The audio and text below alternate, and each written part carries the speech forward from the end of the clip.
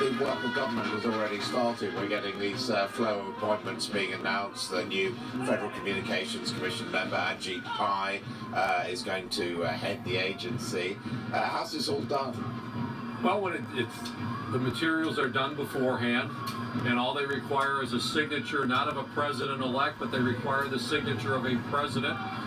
So somewhere in the last hour and a half, he's found time to go and sign some papers and start making these announcements. And I think you'll see more of them in the next few hours.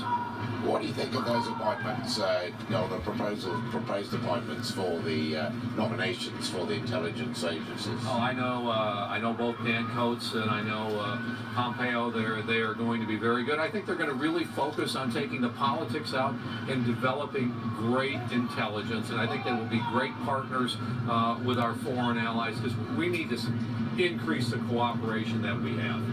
Increasing, not decreasing, because I thought Absolutely. Absolutely. And I think Donald Trump agrees with that, but he wants to make sure that we are focused on the threats that are out there, and that that these relationships are vital relationships. I think you're going to see some very good things. In international terms, do you agree with Donald Trump that the major threat to the United States is China rather than Russia? I think, I look at, you got China, you got Russia, you got cyber, you got Islamic terrorism. This is a president that is moving into this office with a whole plate full, and I think it's hard at any given time to rank one above the other. I mean, he's also a president who, during the transition, said he didn't want a daily intelligence briefing. He doesn't need a daily intelligence briefing. I got some very similar things at when I was chairman of the Intelligence Committee. He needs to set policy at 30,000 feet. He doesn't have to micromanage us on a daily basis. He'll get the intelligence and the situation updates when he needs them. And he may go back to a daily intelligence brief. So he's not obligated to do all that paperwork that we always hear. The president, I mean, he makes his own rules, doesn't he? The president makes his own rules, absolutely. How about Mrs. Trump? Maybe not with those shoes. Not with those shoes on, I don't think so. Yeah. So he's shaking hands with the general, giving him a salute, thanking him, and also to those who've been looking after him on Capitol Hill. He's taking his own time, Donald Trump. He's getting a message across. These things are looking, you can see the thickness there of the armoured door, and there's another armoured frame inside. I'm told by people who've been in the vehicle that it looks big, but actually when you're on the inside it's quite compact. Probably true.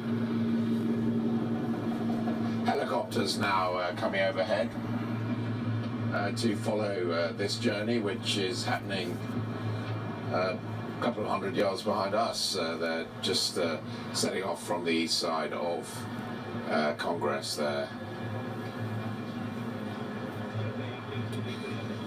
Yeah, first looks like the First Lady's freshening up her makeup, which is an interesting picture. We did see earlier on, we didn't comment on it, Hillary Clinton leaving Capitol Hill in a car with her husband Bill, looking up, and now we're seeing the vehicles beginning to line up for the parade. Kay Burley is there, the flag of Washington DC, the one with the 2 stripes and the 3 stars there. Kay, what can you see?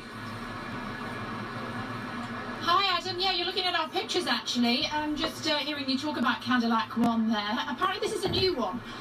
They've had it specially commissioned for the president, also known as the Beast, as you know. $1.5 million is how much it's cost, and it was commissioned via General Motors. And I heard you talking about the door there as well. Apparently the doors are just too heavy to open from the inside, and so it actually needs the security detail to come around and open the doors for them. They're not just being chivalrous, it really does need somebody else to help. And inside Cadillac One, they have the blood type for the president as well, so just in case anything happens, obviously it's not going to, but if it were to, they could whisk him away on run flat tyres and make sure that he is well catered for. It's bulletproof, and they also have tear gas cannon as well. So that's Cadillac One, that's the Beast, and it's heading our way, and that will be much to the relief and the delight of the so many people that have been gathered here throughout the day waiting for President Trump to make his appearance and take part in the inaugural parade. Something like 900,000 people, Adam, who have gathered here on the streets of Washington today to pay their respects to the president. Most of them, there has been a small demonstration that we saw with Hannah Thomas Peter a short time ago, about 4 blocks or so north from where we are, but that does seem to be contained now by the security services, at least for now. You can see the Beast is only going at walking pace with the security Secret Service around it, providing extra protection. If they walk all the way down, it takes something like an hour to go down that 2-mile course, Kay.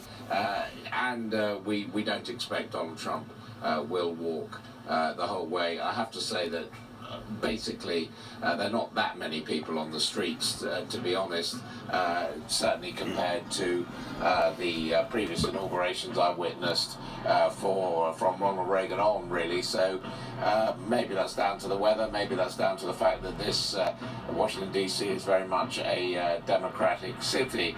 But as the ceremonial continues, Kay, I'm joined by our diplomatic editor Dominic Waghorn, because we're getting a lot of policy coming out as well. Yeah, before he's even got to the White House, the new Trump White House, we can call it that, has been issuing a number of announcements about what the administration is going to do straight away, right?